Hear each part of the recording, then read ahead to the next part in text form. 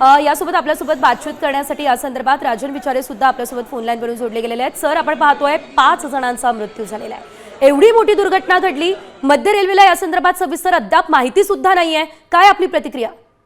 मला वाटतं आज तुम्ही बघितलं असेल, सर्वसामान्य जे आपले नागरिक आहेत हे रेल्वेने जवळजवळ 70 ते 80% प्रवास करत असतात आणि ही लाईफ लाईन आहे मुंबईची, ही सुधारणं गरजेचं आहे। वारंवार आम्ही सांगतोय की या ठिकाणी फ्रिक्वेन्सी तुम्ही वाढवली पाहिजे आज सकाळच्या वेळेमध्ये।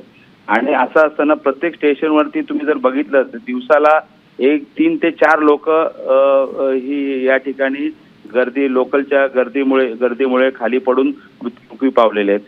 असे वारंवार दररोजच्या घटना आहेत। आज इथे 5 झालं म्हणून आज तुमच्या लक्षात आलं, पण प्रत्येक रेल्वे स्टेशनला ही परिस्थिती आहे। म्हणून आम्ही वारंवार विनंती करतो की तुम्ही फ्रिक्वेन्सी वाढवा। आज तुम्ही बघितलं असेल या ठिकाणी आज पुष्पक एक्सप्रेसने प्रवास करतात। का प्रवास करतात तर ते त्या ठिकाणी लोकल ज्या आहेत या फुल झाल्यामुळे त्या ठिकाणी मुंबईला सीएसटी कल्याण साईडला किंवा पुढे जाणाऱ्या पुण्या साईडला ह्याच्यामधून प्रवास करतात।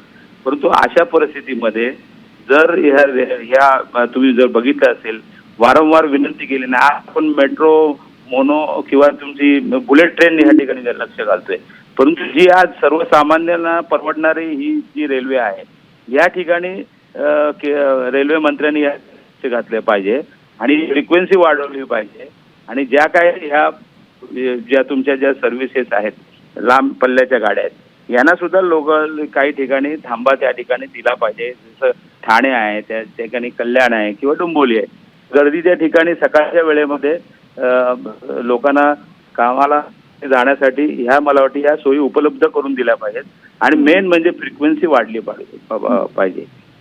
निश्चितच आता या संदर्भात नेमकं प्रशासनाची भूमिका बघणं महत्त्वाचं असेल। धन्यवाद सर, तुम्ही आमच्यासोबत बातचीत केली त्यासाठी।